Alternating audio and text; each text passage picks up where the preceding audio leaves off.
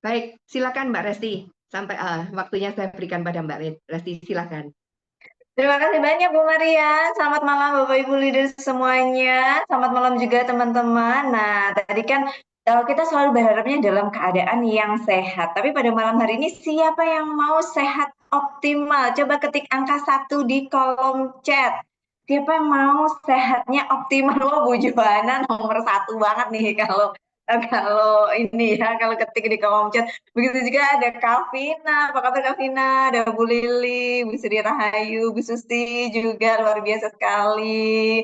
Oh, ada Kak Alis nih. Ini adalah komitmen sebenarnya ya, komitmen kepada diri sendiri untuk menjadi lebih sehat. Jadi kalau tadi Bu Maria memberikan cerita gitu ya, benar sebegitu besarnya peranan dari mikrobioma usus. Bahkan Hippocrates gitu ya mengatakan bahwa sebagian besar penyakit ini asalnya adalah dari perut, asalnya dari pencernaan. Jadi kalau pencernaannya beres, ya sehat. Tapi kalau pencernaannya ya so gitu ya mungkin kena hawa-hawa dingin di Kota Malang gitu, mungkin ya bersin-bersin dikit gitu ya. Nah ini dia.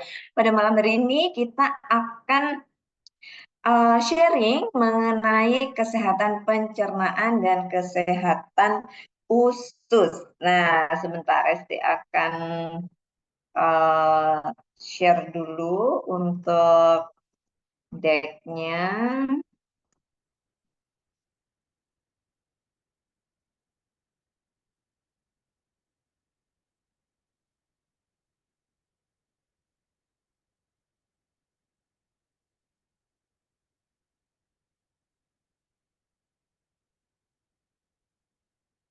Baik, sudah aman ya. Nah, all start from the gut. Mau sehat, ususnya diperhatikan. Penyakit pun karena tadi datangnya dari pencernaan, dari perut. Nah, sebelumnya kita akan flashback dulu, bukan flashback ya, refresh mengenai pencernaan, sistem pencernaan. Karena sebenarnya usus ini tidak hanya bekerja sendiri, ada rangkaian mulai dari atas hingga ke bawah yang menjalankan masing-masing fungsinya. Jadi mulai dari makanan masuk ke dalam mulut, nah ini adalah pintu masuk dari sistem pencernaan di mana dia akan dikunyah, akan dipotong oleh gigi gerigi, menghancurkan makanan menjadi ukuran yang lebih kecil. Lalu dia akan berseluncur, dia akan didorong melewati si kerongkongan untuk berpindah ke lambung. Nah, di lambung ini tentu saja nanti ada yang namanya cairan asam lambung yang dia akan melumatkan makanan menjadi bentuk bubur. Kemudian dia akan lanjut intisari molekul-molekul yang dibutuhkan oleh tubuh ini akan diserap oleh usus halus. Nah, setelah dari usus halus, perjalanan memasuki usus besar, di mana dia akan terjadi penyerapan air, kemudian pembentukan feses, dan dibuang di bagian paling akhir, di bagian anus, untuk mengeluarkan sisa-sisa makanan yang memang sudah tidak diperlukan oleh tubuh. Mengeluarkan juga toksin-toksin, mengeluarkan juga patogen berbahaya, zat-zat beracun dari dalam tubuh, dilakukan proses detoksifikasi.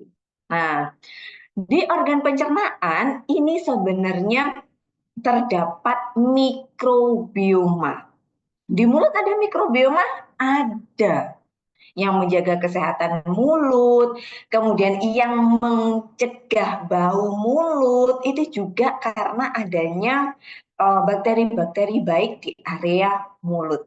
Nah, kemudian di kulit. Nah, yang suka ikut trainingnya Mbak Vika gitu ya, mikrobioma di area kulit. Nah, ternyata ada juga nih untuk menjalankan pertahanan fisikal dari patogen karena sebelum masuk ke perut. Nah, kalau patogen masuk ke perut ini kan melalui apa yang kita makan. Tapi bagaimana dengan patogen-patogen yang ada di atas meja misalnya gitu ya. Kita pegang meja atau kita menulis menggunakan pulpen. Nah, siapa tahu di situ ada virus, virus yang berbahaya, patogen ya, maka kulit adalah menjadi pertahanan pertama, pertahanan fisikal. Membentuk skin barrier, penghalang kulit dari patogen-patogen jahat tadi. Kemudian juga mengontrol peradangan dan mendukung penyembuhan kulit. Tapi dari sekian banyak mikrobioma yang ada di dalam tubuhnya kita, entah itu jamur, entah itu bakteri, entah itu virus, kuman, parasit. Nah, itu semua mikrobioma. Nah, ditemukannya paling banyak, bahkan 90% lebih itu ada di dalam usus. Dan tentu saja nanti akan mempengaruhi pada fungsi-fungsi pencernaan, terutamanya di usus. Nah, kita akan lihat lebih jauh tadi, ini ada di mulut, kemudian ada di kulit, dan ada di usus mayoritasnya. Nah, kalau kita ngomongin usus sendiri, ternyata panjang ya usus ini. Usus orang dewasa 7 sampai 8 meter. Kita nggak kerasa kalau panjangnya seperti itu ya. Bahkan kalau dibentangkan ini usus hampir menutupi seluruh lapangan tenis. Wow, saking dia berbelok, berkelok-kelok menjadi lipatan hingga sejumlah hampir 900 lipatan. Nah, di dalam usus inilah ada warga. Jadi bayangkan teman-teman semuanya, kalau kita tinggal di kompleks itu kan ada jalan ya, ada blok A ke blok A1, blok B ke blok B1. Bayangkan itu jalurnya berkelok-kelok seperti ususnya kita. Nah, di setiap blok ini kan ada rumah, ada warganya. Itulah mikrobioma yang ada di ususnya kita. Nah, kalau iseng-iseng gitu ya, ditimbang gitu, tapi ini berdasarkan jurnal ya, informasi dari jurnal, beratnya itu bisa 1 sampai 2 kilo dari berat badan. Nah, jadi kalau kita kemarin belajar komposisi berat badan, ada 60% lebih cairan, kemudian sekian persen lemak, sekian persen otot, protein tubuh, mineral. Ternyata ada 1 sampai 2 kilogram itu merupakan berat dari mikrobioma. Nah, sekarang kita akan masuk pada fungsi dari mikrobioma usus. Kenapa sih kita harus memperhatikan warga kita yang namanya mikrobioma, yang namanya bakteri menguntungkan di dalam ususnya kita? Yang pertama, terkait dengan fungsi pastinya.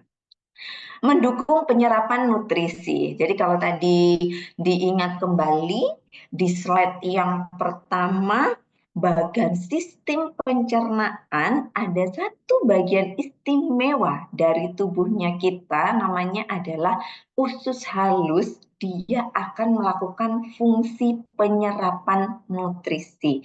Nah, ini akan dibantu oleh tukangnya, oleh warganya. Siapa yang bekerja untuk menyerap nutrisinya ini? Ya si mikrobioma usus.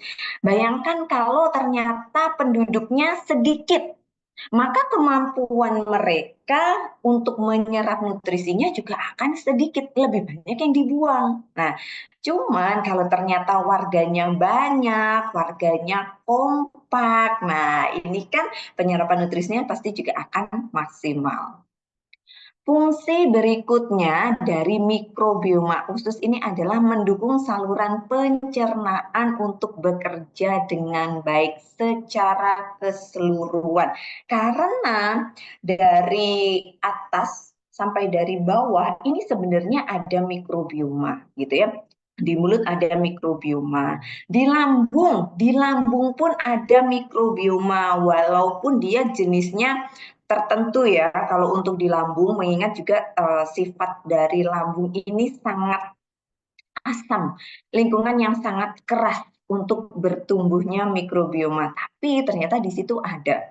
Dan ada beberapa jenis bakteri yang dia memang bisa bertahan, seperti contohnya Lactobacillus. Nah, kemudian semakin ke bawah di usus halus ada, paling banyak di usus besar ada. Nah, jadi sepanjang saluran pencernaan ini sebenarnya ada mikrobioma di situ untuk mendukung saluran pencernaan bekerja dengan baik di setiap pos-posnya. Nah, yang ketiga, menciptakan penghalang usus untuk melawan patogen atau racun. Penghalang usus ini disebut juga dengan gut barrier. Nah, nanti Resti akan cerita pada slide-slide berikut ya mengenai gut barrier ini. Kemudian, memiliki fungsi pertahanan pada sistem imunitas. 70% atau mayoritas sel imun ini akan diproduksinya di usus ya karena si mikrobiomanya ini melakukan aktivitasnya. Nah, selain itu, si mikrobioma usus ini ternyata dia akan memproduksi metabolit. Mikrobioma ini kan tadi Resti ibaratkan seperti warga kompleks. Kalau warga harus makan dong teman-teman semuanya ya sama kayak kita. Kita untuk bisa bekerja, untuk bisa berpikir, untuk bisa melakukan berbagai aktivitas, kita butuh tenaga, kita butuh energi yang kita dapatkan dari makanan. Nah, si sahabat kecilnya kita ini pun juga membutuhkan makanan. Jadi pada saat mikrobioma usus ini diberikan makanan kesukaannya, diberikan serat, nah, diberikan kita konsumsi buah, kita konsumsi sayur, nah, sumber serat, nah dia akan happy. Karena dia happy, dia akan memberikan hasil yang positif bagi kesehatannya kita, menghasilkan metabolisme produk berupa short chain fatty acid, asam lemak rantai pendek yang dia manfaatnya banyak banget. Mulai dari antibakteri, anti peradangan, membantu mengatur proses metabolisme tubuh dari apa yang kita makan ini ternyata tidak lepas dari peran si SCFA ini.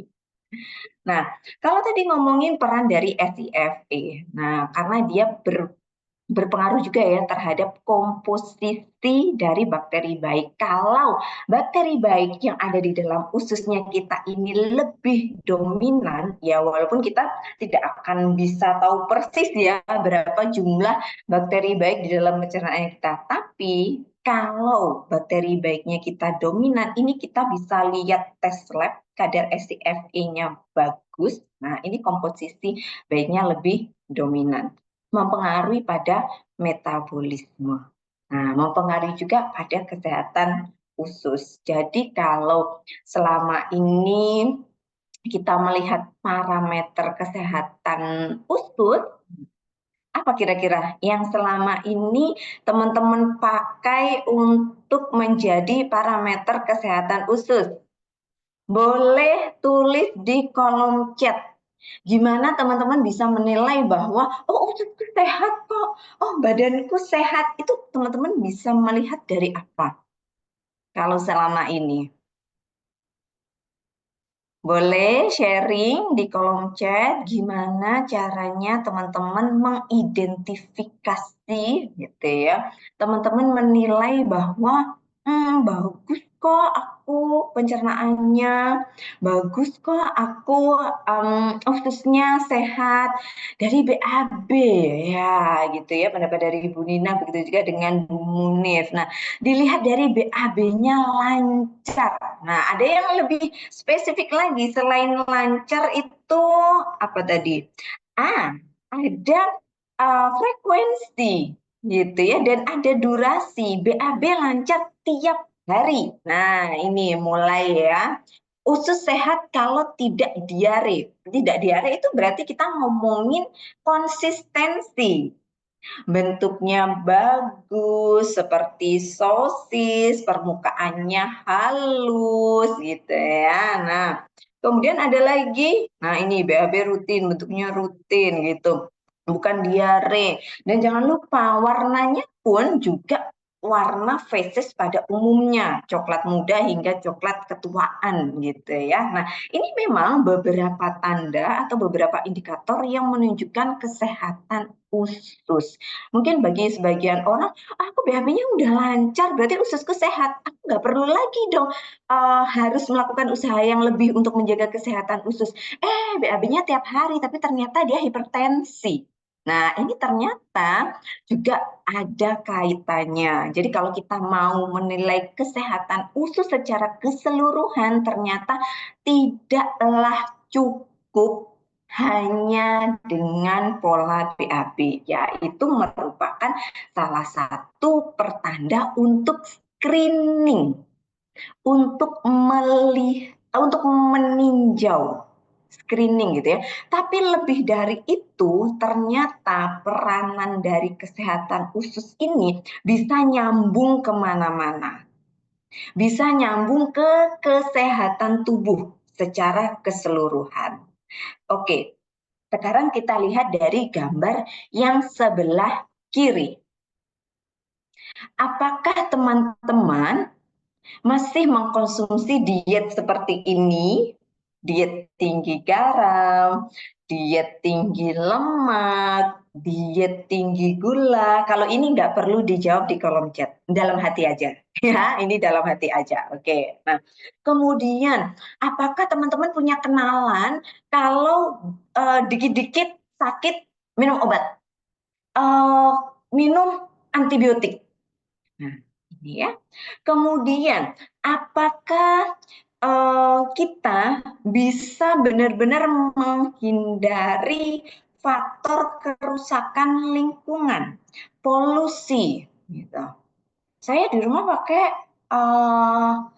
Atmo Sky, Mbak Resti, di mobil pakai Atmo Drive. Nah, tapi pada saat kita pergi ke tempat lain, apakah kita sudah bisa memastikan bahwa kita tidak terpapar polusi? Mikroplastik. Nggak mau bawa tempat minum ribet, udah beli aja air minum kemasan. Waspada, mikroplastik gitu ya. Kemudian pestisida, makan sayur dan buahnya banyak Mbak Resti gitu ya. Tapi apakah memang sudah benar-benar memilih yang bebas pestisida? Nah, belum lagi faktor lain, usia. Siapa sih yang tidak menua? Walaupun kita pengennya menunda penuaan gitu ya, tapi setiap hari itu pasti proses menua itu terjadi gitu. Penyakit, riwayat penyakit, kemudian gaya hidup lainnya, mungkin ada yang sedentary lifestyle, olahraganya itu seminggu 3 kali, tapi di bulan Januari aja karena resolusi tahun baru, jadi Februari sampai Desember dia bolong gitu ya. Nah ini, kemudian ada faktor genetik. Hal-hal ini ternyata bisa mempengaruhi komposisi mikrobioma usus. Kalau sampai ternyata jumlah bakteri yang kurang baik ini lebih dominan, terjadi ketidakseimbangan mikrobioma atau kita sebut dengan dysbiosis. Nah, perubahan komposisi bakteri usus, kerusakan dari gut barrier atau penghalang usus, termasuk juga efeknya adalah gangguan metabolisme. Larinya kemana? Oke, karena usus ini memiliki sumbu langsung, koneksi ya, koneksi tanpa penghalang gitu ya. Jadi ada gut brain axis seperti yang Bu Maria cerita pada saat seseorang mendapatkan donasi mikrobioma dari yang memiliki riwayat gangguan mental, dia menjadi depresi, dia menjadi cemas. Karena apa? Ada hubungan gut brain axis di sini.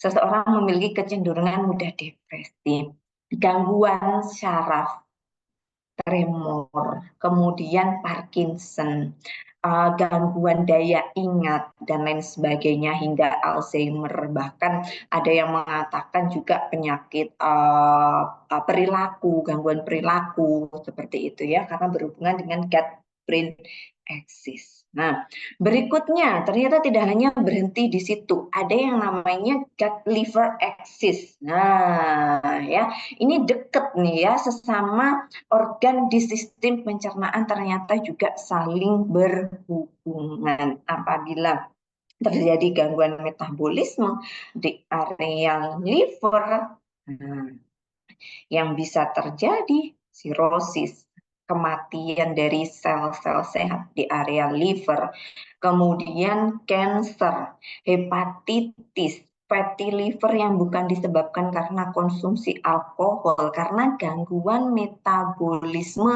lemak, gangguan metabolisme kolesterol. Ingat, yang memetabolisme kolesterol adalah liver. Yang memproduksi 75% kolesterol adalah liver. Jadi kalau livernya tidak sehat akibat dari dysbiosis yang terjadi di usus, maka ini bisa jadi produksi kolesterolnya juga akhirnya over. Seseorang menjadi hiperkolesterol. Ya. Nah, kemudian ada hubungannya juga dengan gut lung axis, dengan sistem pernafasan, dengan paru-paru. Nah, ini kalau memang terjadi gangguan bisa menyebabkan pneumonia, asma, cancer, COPD, dan lain sebagainya. Nah, mempengaruhi juga kepada kesehatan pencernaan ini sendiri. Beberapa kali di sesi kita sempat mention tentang IBD, inflammatory bowel disease, IBS, bowel syndrome, sembelit, kanker kolon. Belum lagi hubungan antara usus dengan organ pulau-pulau kecil, seperti contohnya pankreas, seperti itu ya. Ini mengganggu kerja dari insulin, sehingga tidak menutup kemungkinan metabolisme gulanya tidak maksimal dalam jangka panjang akan mencetuskan diabetes tipe 2. Ada lagi hipertensi, obesitas, dan lain sebagainya. Nah, kita akan lihat lebih jauh lagi kaitan antara dysbiosis ini dengan risiko kesehatan. Nah, ini. Jangan remehkan penyakit berikut ini.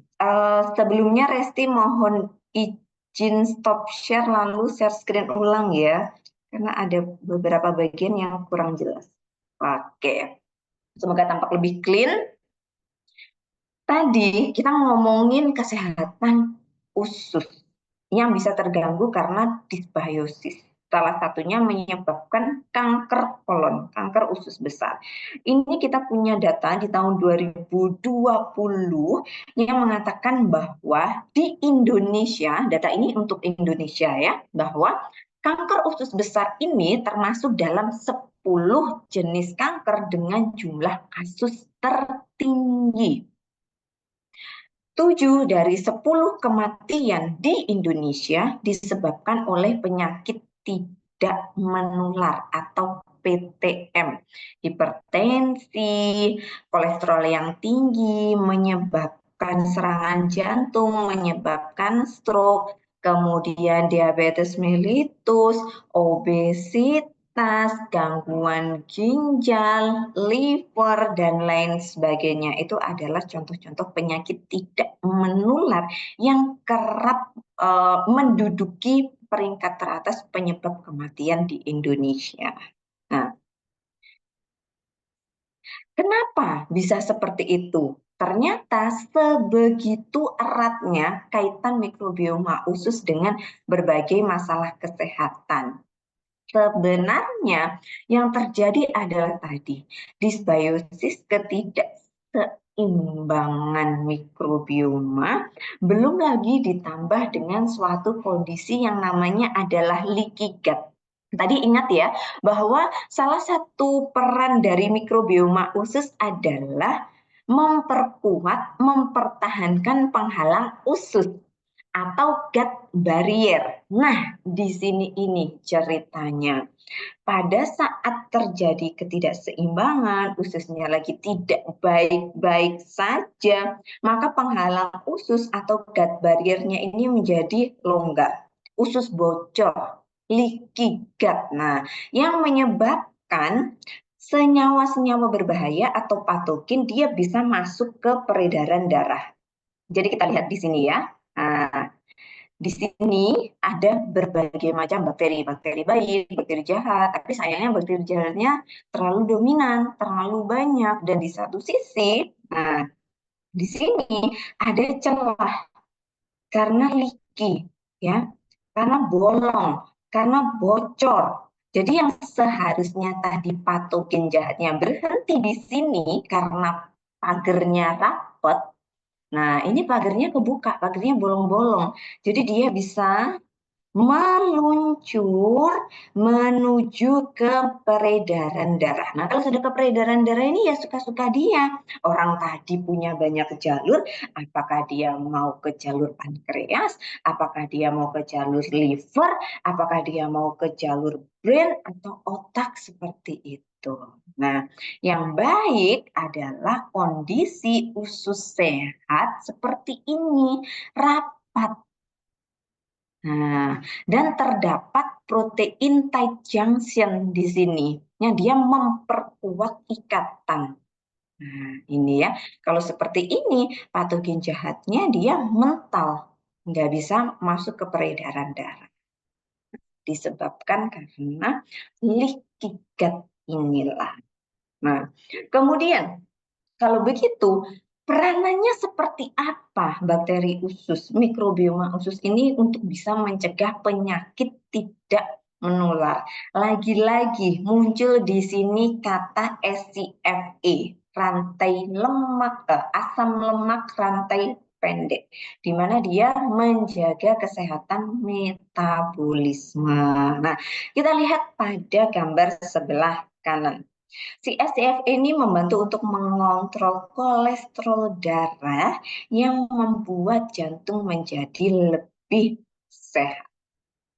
Nah, kemudian ternyata SCFA ini juga meningkatkan sensitivitas insulin. Jadi insulin begitu dia merasakan gitu ya, ada glukosa yang beredar di darah, udah langsung dibawa masuk ke dalam sel sama si insulinnya. Karena insulinnya sensitif, radarnya bagus, dia memiliki sinyal yang kuat gitu. Nah, sehingga dia bisa membantu untuk mengontrol kadar gula darah normal. Nah, SIFA tadi seperti yang sempat Resi katakan memiliki sifat anti-inflamasi untuk mengurangi peradangan yang ada pada organ tubuh supaya bisa bekerja dengan baik. Nah, ini adalah beberapa tips atau beberapa cara untuk menjaga kesehatan usus. 1, 2, 3, 4, 5. Secara umum ada 5 tips menjaga kesehatan usus. Sekiranya gitu ya teman-teman di sini, apakah sudah semuanya bisa dilakukan gitu ya. Mulai dari gizi yang seimbang, mengkonsumsi serat dan air, ini penting ya. Kemudian menambahkan makanan yang mengandung probiotik, sumber protein yang berkualitas, cukup vitamin dan mineral juga, karena makronutrisi bergandengan dengan mikronutrisi untuk membuatnya termetabolisme dengan lebih baik lagi.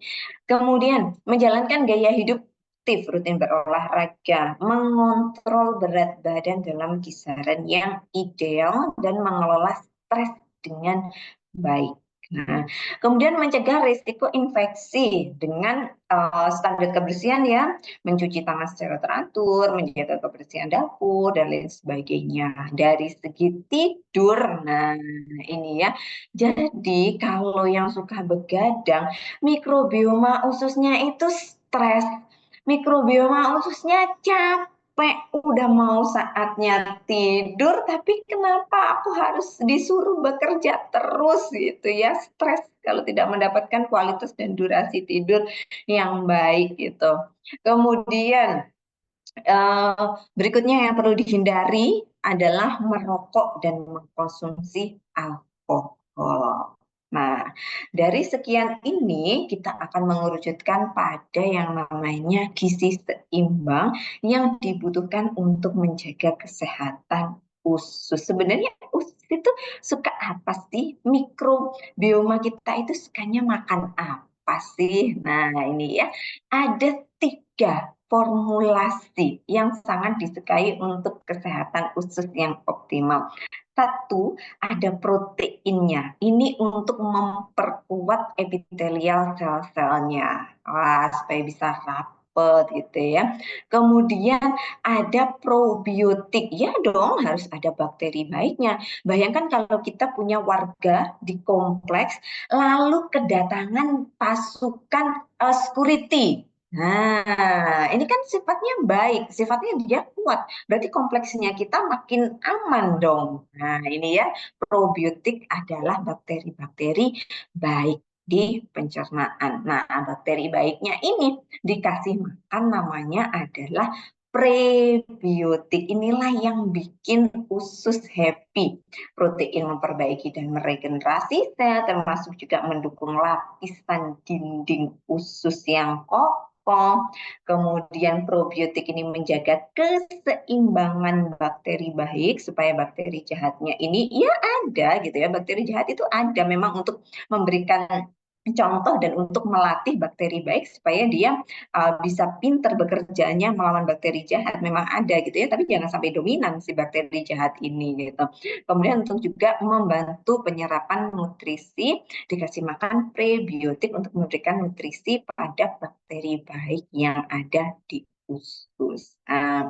Memang gitu ya, protein ini bisa kita dapatkan dari berbagai sumber, entah protein hewani, protein nabati, tapi pastikan juga apa yang masuk ke dalam tubuhnya kita adalah sumber yang berkualitas. Begitu juga dengan probiotik, ada banyak sekali sumbernya gitu ya. Mengkonsumsi yogurt, oke.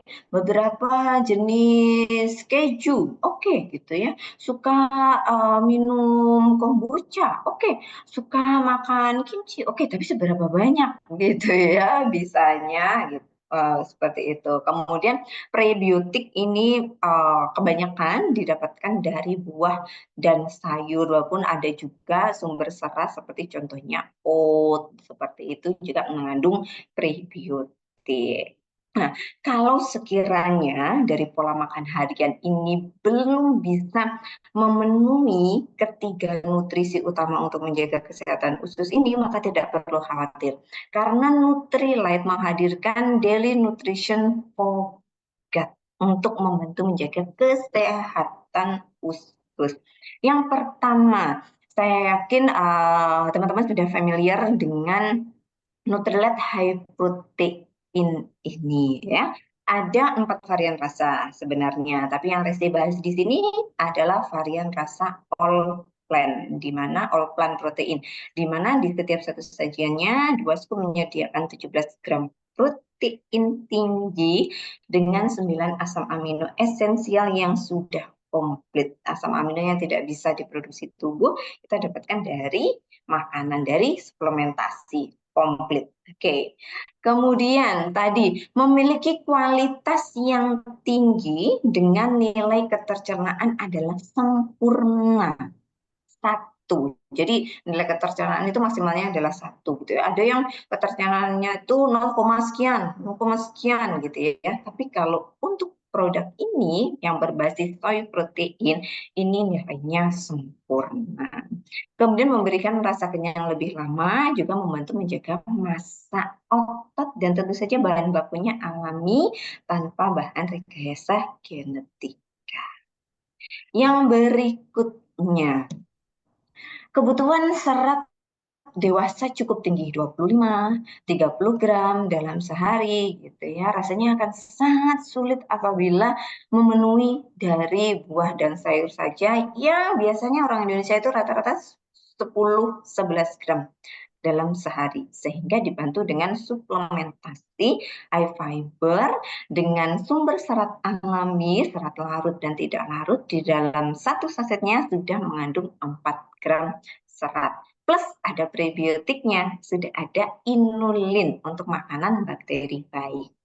Dan yang paling baru, kita punya produk Nutrilite minuman rasa buah mengandung lactobacillus, namanya panjang, harus disebutnya Nutrilite probiotik saja ya. Di mana satu sasetnya ini kita bisa mendapatkan tambahan warga bakteri baik 23 miliar. Ini uji stabilitas yang dilakukan dalam masa simpan 6 bulan ya. Jadi kalau teman-teman beli ya segera dikonsumsi gitu ya, supaya mendapatkan jumlah bakteri yang paling optimum.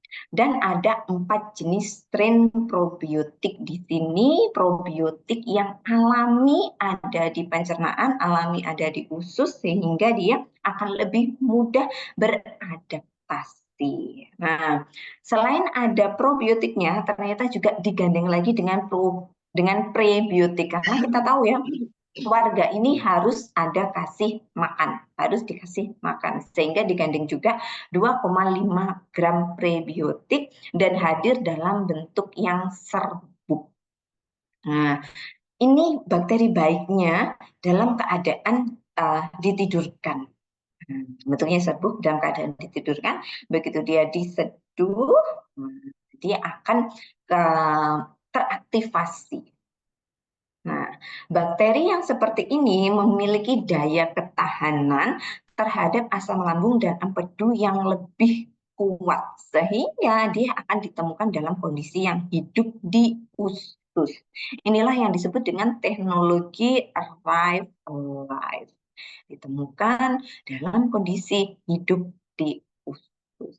Berikutnya, teknologi stick to the gut. Nah, si bakteri-bakteri baiknya ini akan dengan mudah mengisi dinding-dinding usus. Tidak akan meninggalkan celah gitu ya, tidak memberikan celah, tidak memberikan kesempatan bagi bakteri jahat untuk berkembang biak.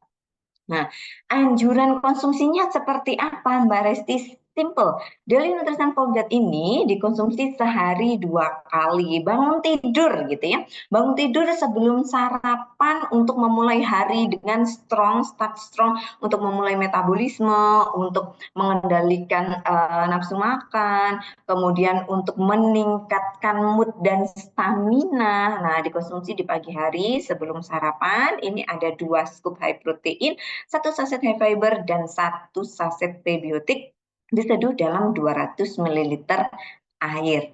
Nah, begitu malam gitu ya, sebelum tidur, bisa 2 jam sebelum tidur, atau ada yang terbiasa konsumsi sore juga nggak ada masalah. Ini mengerjakan fungsi rest and repair untuk regenerasi sel, seperti itu ya.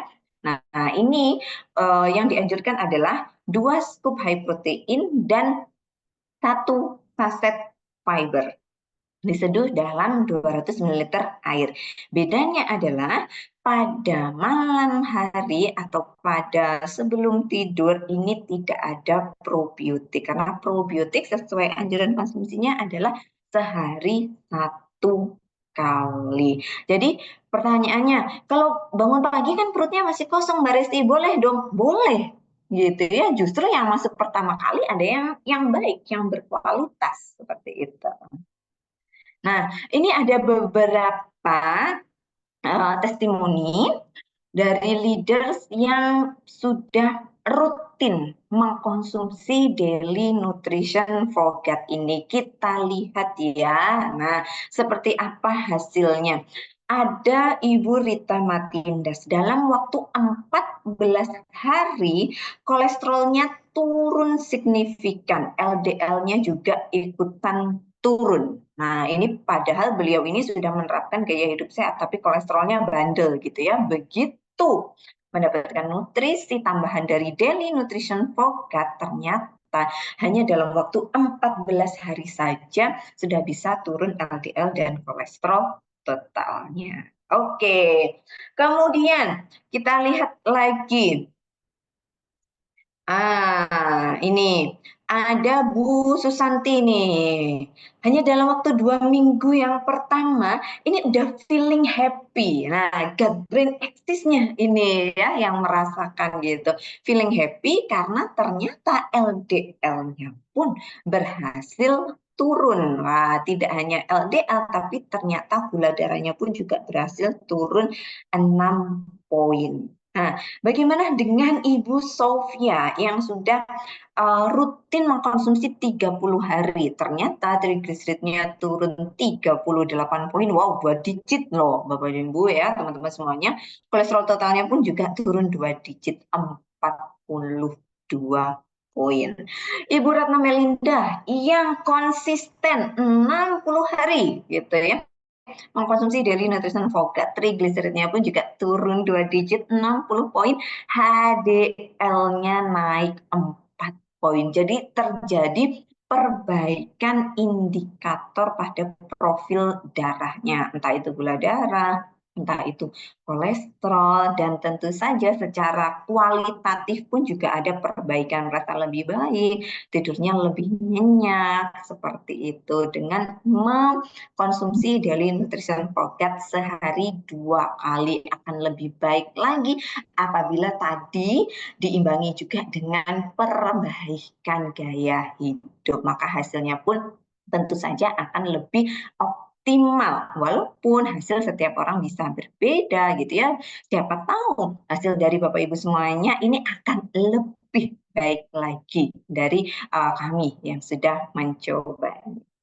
Baik, ini adalah slide akhir dari saya. Saya kembalikan kepada Bu Maria. Terima kasih. Hai, terima kasih Mbak Resti. Wow, jelas sekali ya penjelasannya hari ini ya teman-teman. Oke, untuk melanjutkan ini teman-teman, jadi produk probiotik ini masih baru diluncurkan oleh Nutrilite di Indonesia. Nah, saya adalah penderita IBS, Irritable Bowel Syndrome, sejak tahun 1996. Ya, jadi 28 tahun saya menderita itu. Jadi saya sudah ke dokter kemana-mana, ke Singapura dan sebagainya. Ya dokter bilang pencernaan saya nggak ada masalah, cuman IBS saja. Dan itu sudah 28 tahun. Maka saya sangat senang dengan adanya probiotik ini. Lalu saya ya karena saya punya IBS teman-teman. Jadi saya dalam beberapa minggu terakhir ini saya benar-benar fokus untuk mempelajari apa sih sebetulnya fungsi daripada mikrobioma itu. Ya, bagaimana itu untuk kesehatan saya. Maka saya mempelajari itu dari Netflix. Tadi saya sudah ceritakan ya. Jadi di Netflix, teman-teman yang berlangganan Netflix silahkan nonton. Ya, judulnya adalah The Secret of Your Gut. Jadi di sini di situ para ilmuwan ya di Amerika itu mengadakan research gitu. Jadi baru ditemukan bahwa ternyata fungsi daripada pencernaan itu penting banget teman-teman, bukan hanya untuk buang air ya, bukan untuk mencerna saja. Ternyata ada sumbu eksis yang langsung berhubungan antara pencernaan kita, usus kita dengan itu tadi yang tadi Mbak Resti ceritakan ya. Maka dari teman-teman, beberapa teman-teman yang sudah mencoba ya selama 2-3 bulan terakhir ini, mereka bukan hanya bukan hanya pencernaannya menjadi baik, tetapi kolesterolnya juga turun, trigliseridnya turun, gula darahnya turun, tekanan darah turun. Nah, menurut saya itu penting sekali gitu, karena di usia-usia seperti saya itu kecenderungannya naik. Ya, jadi saya sebelum saya nonton film di Netflix, saya nggak terlalu mengerti gitu, ya pentingnya mikrobioma. Ya, tadi saya sudah ceritakan. Jadi begitu menentukan kesehatan kita secara keseluruhan. Ya, nah bulan ini teman-teman saya membuat satu bimbingan komunitas ya untuk kita bersama-sama. Jadi saya pun juga saya sudah minum probiotik ini ada sejak Oktober ya, tapi saya nggak ngetes gitu loh. Saya nggak tahu gitu ada perubahan apa dengan diri saya. Tapi yang saya rasakan pencernaan saya menjadi baik. Kemarin ini saya baru kena flu, ya ini suara saya masih agak bindeng. Nah, waktu saya minum antibiotik itu saya minum probiotik. Ya, lalu saya dikasih tahu kalau minum probiotik dengan antibiotik nanti probiotiknya mati. Akhirnya saya stop, saya nggak minum probiotik. Apa yang terjadi hari Jumat Sabtu kemarin itu perut saya itu gluduk-gluduk gitu. Jadi gesi ya, gesi dan buang angin. Lalu kebetulan saya bertemu dengan dokter Rita hari Sabtu, lalu saya tanya, ternyata salah. Jadi kalau kita minum antibiotik, itu justru kita butuh probiotik, karena pada saat kita minum antibiotik, bakteri baik di usus kita itu ikut mati, ikut dibunuh ya bersama bakteri jahat. Maka tapi minumnya jangan dibarengin gitu. Jadi kebetulan saya antibiotiknya pagi, jadi saya sore atau malam itu saya minum probiotik. Nah, sejak saya minum probiotik, saya nggak kembung lagi perut saya. Ya, jadi penting banget teman-teman. Jadi bulan ini saya akan mengadakan bimbingan ya selama 30 hari melalui WA Group. Jadi hari ini adalah Zoom pembukaan supaya teman-teman tahu seperti apa fungsi dari mikrobioma, dan nanti selama sebulan saya akan bimbing teman-teman ya melalui WA Group ya, karena tujuan kami bukan hanya untuk turunkan kolesterol ya, tapi keseluruhan. Maka sebelum teman-teman mengikuti bimbingan ini, saya ingin teman-teman melakukan tes darah. Ya, jadi ada 5 indikator yang saya ingin tahu. Yang dari darah adalah kolesterol dan gula darah. Ya, saya ingin membuktikan gitu bahwa dalam waktu 30 hari teman-teman rutin minum probiotik, lalu juga kami akan memberikan pelajaran tentang pola hidup sehat. Jadi diet seimbang itu seperti apa. Jadi kita jangan hanya mengandalkan probiotik, tapi pola hidup kita juga harus diubah. Ya, jadi makan dengan gizi seimbang, bukan diet nggak makan, enggak. Ya, jadi kemarin di salah satu film di Netflix yang judulnya You Are What You Eat, itu dilakukan tes terhadap pasangan kembar identik. Yang satu dikasih makanan vegetarian, yang satu dikasih makanan omnivora. Ya, jadi makan daging dan yang satu makan sayur. Hasilnya beda banget, teman-teman. Ya, jadi kita nggak harus seperti itu jadi vegan, nggak, tapi seimbang. Ya, jadi saya akan ajarkan itu nanti di kelas selama 30 hari melalui WA Group. Ya, jadi yang pertama yang kita perlu monitor adalah kolesterol dan gula darah. Nah, ini saya harapkan teman-teman sebelum memulai program Gut Reset. Jadi program ini saya beri nama Gut Reset, perbaikan usus.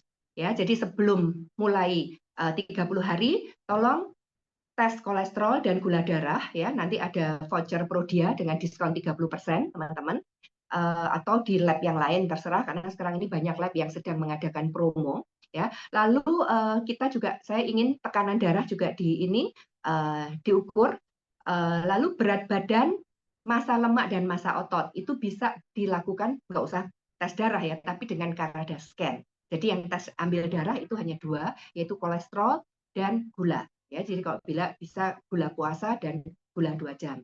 Kolesterol total ya, lalu LDL dan HDL. Tuh. Nah, setelah 30 hari kita akan cek lagi seperti apa hasilnya. Ya, dan tentunya orang-orang seperti saya yang IBS itu nggak bisa dicek di sini ya teman-teman, tapi saya ingin pencernaan saya lebih sehat. Ya, karena saya merasakan teman-teman kalau pencernaan itu nggak beres ya, aduh mood itu nggak karuan. Ya, bayangkan mules-mules terus ya, lalu BAB nggak lancar, terlalu sering kalau untuk saya. Sehingga apa? Penyerapan gizi itu nggak sempurna. Jadi apa yang saya makan tidak bisa dicerna, tidak bisa diserap dengan baik oleh tubuh saya. Ya percuma kan kita makan kayak gitu. Ya, lalu kelebihan gula, kelebihan lemak itu tidak bisa dimetabolisme dengan baik kalau mikrobioma usus kita tidak sehat. Ya. Nah, jadi itu kira-kira teman-teman untuk ketentuan peserta di bimbingan ini. Lalu teman-teman harus membeli 3 macam tadi produk yang dijelaskan oleh Mbak Resti, protein, probiotik, dan prebiotik. Nah, itu konsumsi untuk 1 bulan. Lalu kita lihat hasilnya. Ya, tapi saya percaya ya dengan kita memperbaiki fungsi usus kita dengan memiliki mikrobioma yang sehat dan beraneka ragam, ya, kita akan lebih sehat. Ya, seperti yang tadi sudah saya katakan di Netflix itu ya, jadi orang-orang yang ingin sehat, oh ya, itu dia dikatakan di situ setiap minggu kita perlu makan 20 macam buah dan sayur. Ya, nanti itu akan saya ajarkan waktu di bimbingan 30 hari itu. Step by step ya teman-teman, karena nggak mungkin kita akan berikan semua informasi di 1 jam pertemuan seperti ini ya. Jadi nanti pelan-pelan. Jadi bayangkan 20 macam buah dan sayur dengan warna yang berbeda-beda dalam 1 minggu. Itu baru cukup fiber dan untuk makanan mikrobioma usus kita. Wow, luar biasa ya.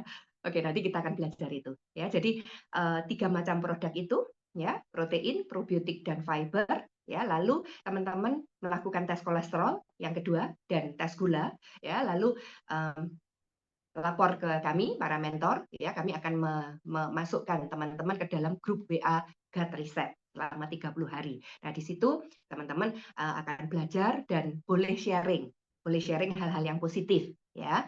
Nah, Oke, lalu tiap minggu ya sebaiknya diadakan konsultasi dengan para mentor ya. Jadi mungkin juga kalau darah enggak, jangan tes darah tiap minggu ya, 1 bulan aja. Tapi kalau untuk kayak itu komposisi tubuh boleh gitu untuk timbang berat badan, karena menurut saya kalau teman-teman makan dengan gizi seimbang, setengah dari piring makan kita adalah buah dan sayur, saya yakin berat badan juga akan turun ya, body fat juga akan turun seperti itu ya. Jadi oke, itu kira-kira penjelasan saya tentang Gut Reset Program ya, akan saya mulai dalam 1-2 hari ke depan ini ya. Jadi silakan teman-teman yang ingin mengikuti program Gut Reset 30 hari ini, silakan menghubungi teman-teman atau orang yang mengundang teman-teman sekalian. Oke, sekarang saya akan buka ini untuk tanya jawab ya, Mbak Resti ya.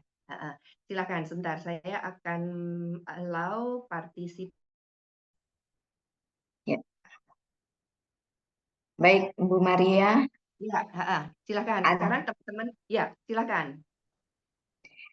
Mungkin sambil menunggu Resti bacakan pertanyaan yang ada di kolom chat. Nah, ini ada yang tanya, tadi kan kalau probiotik itu disarankannya dikonsumsinya di pagi hari ya, dalam keadaan perut yang kosong. Apakah sekiranya probiotik ini boleh dikonsumsi di malam hari? Nah, sebenarnya gitu ya, kalau memang kelupaan daripada tidak sama sekali ya oke di malam hari. Tetapi apabila memang sudah dalam suatu program, berarti kan memang sudah diniatkan ya, berarti jangan lupa ya. Nah, ini memang sebaiknya probiotik dikonsumsi di pagi hari sebelum mengkonsumsi makan besar. Karena apa? Beberapa jenis bakteri seperti contohnya Bifidobacterium, kemudian Lactobacillus, dia akan bekerja dengan optimal, memiliki kekuatan yang paling baik itu adalah pada saat perut kosong sebelum ketemu dengan makan besar, makan dalam porsi besar. Itulah kenapa Daily Nutrition for Gut ini prebiotiknya 1 kali dikonsumsinya di pagi hari sebelum kemasukan makanan berat apapun gitu ya. Toh juga sudah digandeng dengan protein dan dengan fiber. Jadi kalau ada yang tanya, nanti asam lambung saya gimana? Nah, di situ kan ada serat larutnya juga ya yang bisa membantu untuk memperlambat pencernaan sehingga tidak akan mencetuskan lonjakan produksi asam lambung seperti itu ya. Jadi memang diupayakan dia di pagi hari kalau tidak ada halangan apapun. Berikutnya ini pertanyaan yang menarik nih gitu ya. Salah satu manfaat yang bisa kita dapatkan dari usus yang sehat, mikrobioma yang baik adalah menurunkan tekanan darah. Nah, bagaimana kalau orangnya ini tekanan darahnya sudah rendah, hipotensi, apa bisa mendapatkan manfaat Daily Nutrition for Gut supaya dia bisa fit, bukan malah semakin drop gitu ya. Tentunya bisa. Ingat kembali teman-teman gitu ya, memang dia punya sumbu kemana-mana si mikrobioma, si usus ini, tetapi dia tugas utamanya adalah memastikan pencernaan berjalan dengan lancar, termasuk juga fungsi pencernaan dalam menyerap nutrisi yang terjadi di usus halus, tadi penyerapan nutrisi gitu ya. Oke, katakanlah gitu ya, mikrobioma usus baik, penyerapan nutrisi baik, vitamin B12 diserap baik, zat gizi diserap baik. Nah, ini kan juga bisa membantu untuk memperbaiki tekanan darah. Jadi tidak perlu tidak perlu khawatir ya kalau nanti yang punya tekanan darah rendah menjadi semakin drop. Tetapi dia cara kerjanya ini adalah nutrisi, ini bukan obat. Daily Nutrition for Gut adalah makanan, adalah kita memberikan nutrisi untuk memperbaiki kerja tubuh, bukan obat untuk menghilangkan gejala penyakit atau keluhan seperti itu. Nah, apakah bisa mengkonsumsi double X? Tentunya bisa ya Bu Maria, tidak berarti teman-teman semuanya menghentikan nutrien yang sudah dikonsumsi. Saya ada konsumsi salmon, saya ada konsumsi kalmak, sekarang ikut program ini tuh saya hentikan. Tidak, bukan seperti itu. Apa yang sudah teman-teman konsumsi silahkan dilanjutkan, karena itu merupakan bagian dari pemenuhan gizi harian, gitu ya. Oke. Dosis prebiotik 1 kali apabila diare, apa bisa diminum lebih dari itu? Boleh tahu seberapa banyak? Nah, di sini sebenarnya kita juga ada si bifidobakteriumnya ini ya, untuk membantu mengatasi dari diare. Nah, kalau seberapa banyaknya ini biasanya mesti kita trial dulu. Jadi setelah diare ini segera dikembalikan komposisi bakteri baiknya dengan mengkonsumsi probiotik. Nah, begitu diare lagi, konsumsi lagi gitu ya, sampai dia akan menemukan komposisi yang tepat. Namun, karena akan lebih baik juga apabila dikonsultasikan dengan healthcare, karena diare ini kan selain terganggunya keseimbangan mikrobioma kan pastinya juga akan ada nutrisi-nutrisi yang ikut hilang dari proses diare ini. Kemudian di mix sama protein dijadikan satu, oh iya boleh gitu ya. Jadi memang itu lebih praktis, lebih cepat, lebih optimal. Memang udah di-shake jadi satu saja. Jadi 2 scoop high protein ditambahkan dengan 1 saset high fiber, ditambahkan dengan 1 saset probiotik, dikonsumsi sebelum sarapan di pagi hari. Langsung saja di-shake menjadi satu. Kemudian kalau probiotik dikonsumsi langsung boleh nggak Kak? Nah, siapa di sini yang suka nyamil probiotik gitu ya? Dia boleh saja, misalnya mau ditenggak langsung boleh saja, itu manfaatnya akan sama saja karena dia sudah akan terlarut dari cairan yang ada di mulut, terlarut sama air liur. Jadi posisi dari probiotik yang tadi dididilkan, yang tadi hibernasi, dia sudah akan teraktivasi gitu. Cuma memang disarankannya secara bersamaan karena tadi ya akan menutrisi usus secara lebih baik. Kemudian, apakah bisa diseduh dengan air hangat? Oke, air hangat suam-suam kuku asalkan bukan air panas mendidih, boleh, gitu ya. Kemudian, untuk probiotik ini bisa dikonsumsi usia 6 tahun ke atas. Nah, produknya ya. Untuk high fiber 4 tahun ke atas, untuk high protein ini bisa dikonsumsi 1 tahun ke atas. Namun karena program ini dia adalah satu paket daily nutrition for gut, berarti minimalnya adalah usia 6 tahun ke atas. Kemudian, wah ada yang bertanya lagi, kalau misalnya sekalian aja Mbak Resti dicampur probiotiknya dengan kolagen, apa boleh? Boleh, tidak ada masalah. Kolagen ini pada dasarnya adalah asam amino. High protein pada dasarnya juga adalah asam amino. Silahkan gitu ya, daripada nanti harus diseduh satu-satu, banyak banget Mbak Resti air yang masuk ke dalam perut saya, nanti kenyang air gitu ya. Boleh, silahkan, tidak ada masalah. Kemudian, apakah boleh untuk anak di bawah 6 tahun mengkonsumsi hanya setengah saset? Silakan dikonsultasikan dengan healthcare-nya gitu ya. Karena sebenarnya secara farmakologis kita tidak akan bisa membagi suatu tablet, suatu kapsul, suatu puyer dengan dosis yang tepat dari setengah saset dan setengah saset ini. Pertama dari efektivitas, manfaat, dan dosis produknya.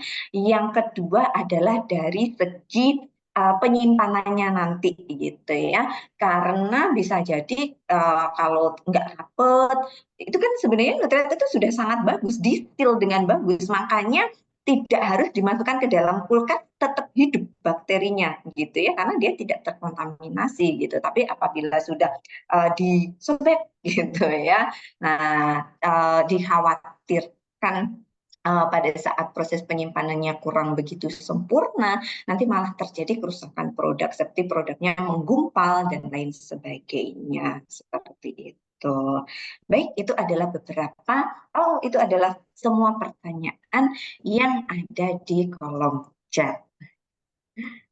Oke, bagus sekali Mbak Resti. Terima kasih. Teman-teman, sudah nggak ada pertanyaan lagi mengenai program GAT Reset yang 30 hari? Apakah masih ada pertanyaan?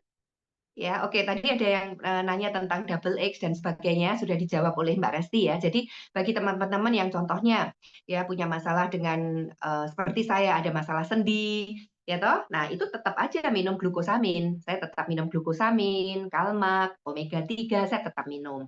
Ya, tapi dalam program GAT Reset ini saya hanya mengutamakan 3 produk dulu, teman-teman, yaitu protein, probiotik, dan prebiotik karena memang fokus saya adalah memperbaiki sistem pencernaan dulu, memperbaiki mikrobioma di dalam usus dulu. Ya, kalau mikrobiomanya cukup banyak yang baik, ya bakteri baiknya banyak dan beragam, ya jadi ternyata bakteri itu banyak ragamnya.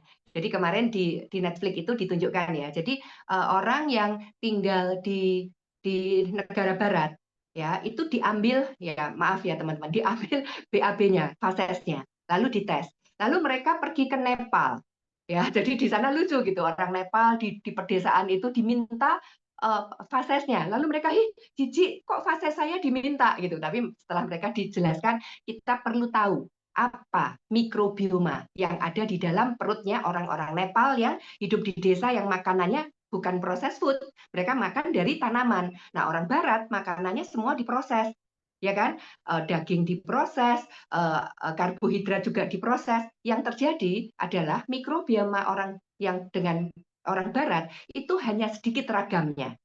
Tapi orang Nepal ini mikrobiomanya itu beragam banget ya karena ada triliunan kan mikrobioma itu yang ada di dalam usus. Nah, maka dari itu teman-teman saya mengkhususkan ini untuk kesehatan mikrobioma kita dulu ya. Nanti kalau berhubungan dengan penyakit-penyakit oke nanti ya, tapi paling enggak dalam 30 hari ini saya ingin membuktikan pencernaan kita baik, kondisi kesehatan kita secara keseluruhan, imun sistem kita, ya daya tahan tubuh kita, ya dan itu tadi indikator yang bisa dites ya kolesterol, gula darah, tekanan darah itu kan bisa dihitung ya. Tapi kalau yang lain itu kadang-kadang kita nggak tahu teman-teman.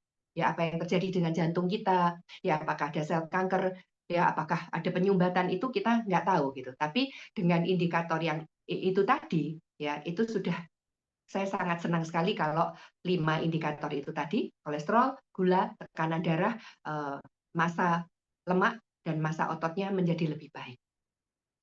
Baik, itu kira-kira dari saya. Terima kasih sekali lagi Mbak Resti ya atas Terima kasih Bu Maria, Bapak Ibu semuanya. semoga bermanfaat. Bu Maria masih ada pertanyaan Bu di kolom Oh chat. iya. Oh iya, sudah saya jawab via chat. Sudah saya jabri ke yang bersangkutan Bu Ani. Nggak usah Pertanyaan dari Kak Olivia dan Kak Yohana. Sudah. Ya, ya jadi kalau antibiotiknya 3 kali sehari memang agak repot ya. Jadi ya sudah terpaksa ambil waktu katakan 2-3 jam setelah minum antibiotik ya.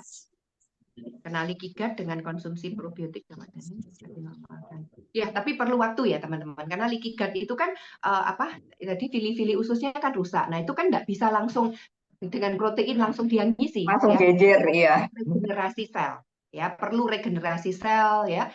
Lalu oh ya nanti saya juga akan sharing itu selama 30 hari ya. Ternyata mukosa ya, mukosa di dinding usus itu di atasnya fili-fili itu penting sekali karena itu kalau kita tidak cukup fiber, tidak cukup prebiotik, maka si mikrobioma itu akan makan mukosa itu sehingga itu akan menyebabkan juga leaky gut. Ya, jadi maka dari itu teman-teman protein, fiber dan probiotik itu 3 hal yang harus dikonsumsi untuk punya kesehatan yang baik. Ya, jadi berapa lama itu nanti leaky gut-nya bisa sembuh tergantung disiplin dari teman-teman sekalian, ya, pola makan, pola hidup, seperti itu. Ada lagi? Ya, Bu Maria, saya mau nanya, Bu. Iya. Yang masalah kan dites dulu, Bu Maria. Iya. Kalau dites dulu itu kan misalnya orang itu minum obat kolesterol. Tetap diminum. Biasanya kalau minum obat kolesterol itu kan sangat normal, Bu. Ya. Bagaimana kita tahu perubahannya? Karena kan ya, tetap, Bu, kan nanti harapan normal. saya, Bu Ani, setelah 1 bulan itu akan turun di bawah normal. Gitu. Jadi contoh nih, suami saya ya, Pak Guntur kemarin yang tanggal 2 November tes bareng dengan saya, itu kolesterolnya hanya 125. Dia minum obat kolesterol. Ya, maka saya bilang dia harus datang ke dokternya dan konsultasi karena ini sudah turun banget, menurut saya terlalu rendah. 125, seperti itu Bu Ani. Oke, Bu. Dan percaya saya kalau hanya 1 bulan itu nggak mungkin akan drop sampai drastis, itu enggak. Ya, mungkin akan drop 20 ya, 20-30 poin itu sudah bagus. Nah, kalau seperti itu nanti saya ke dokter, mungkin obat kolesterolnya bisa diturunkan. Seperti itu harapannya. Thank you, Bu Maria. Mbak Resti masih ada itu pertanyaannya di kolom chatnya. Yang diabetes juga ya teman-teman. Jadi teman-teman yang diabetes, obat diabetesnya nggak boleh stop. Nggak apa-apa. Ya, nanti kita lihat 1 bulan lagi gimana. Tapi jangan khawatir, nggak akan drop karena makannya kan tetap kan. Jadi makanya saya akan ajarkan diet seimbang, bukan diet yang nggak makan karbo, kalorinya dibatasi, enggak. Ya, karena justru di film yang saya lihat, dokumenter itu You Are What You Eat, justru orang yang membatasi asupan makanan itu justru tambah kurang gizi, nanti ototnya justru akan berkurang. Gitu. Jadi nggak boleh dikurangi, tapi diseimbangkan. Itu. Next pertanyaan.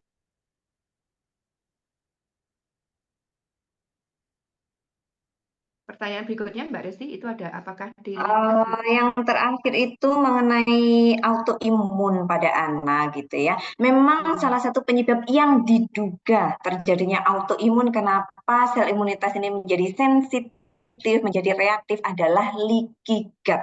Karena bolong-bolong, karena ususnya bocor-bocor, jadi patogen tadi kan gampang banget masuk ke peredaran darah. Nah, awalnya bisa diredam sama pasukan antibodi, tapi lama-kelamaan antibodinya juga akan resisten atau justru akan sangat reaktif, menyebabkan terduganya adalah autoimun. Maka dengan memperbaiki kondisi leaky gut-nya tadi, seperti yang sudah dijelaskan juga oleh Bu Maria, maka bisa juga untuk memperbaiki kondisi autoimun. Namun ada lebih baiknya memang dikonsultasikan lebih lanjut kepada dokternya. Baik, terima kasih Mbak Resti pertanyaannya. Baik teman-teman, saya rasa waktunya sudah habis ya. Jangan khawatir, nanti ada beberapa pertanyaan yang belum terjawab. Jangan khawatir, nanti WA aja ke saya. Dan nanti di dalam kelas bimbingan 30 hari ini ada 2 dokter yang akan membantu. Ya teman-teman, kalau ada pertanyaan, yaitu Dr. Eri dan Dr. Lina. Terima kasih Dr. Eri dan Dr. Lina yang nanti akan membantu saya di dalam mengelola kelas bimbingan ini. Baik, sekali lagi terima kasih Mbak Resti atas waktunya dan ilmunya. Terima kasih semua leader, terima kasih perhatiannya. Semoga bermanfaat. Tuhan memberkati. Terima kasih semuanya. Mohon pamit. Sehat selalu. Terima kasih Mbak Resti. Terima kasih Mbak Maria. Terima kasih.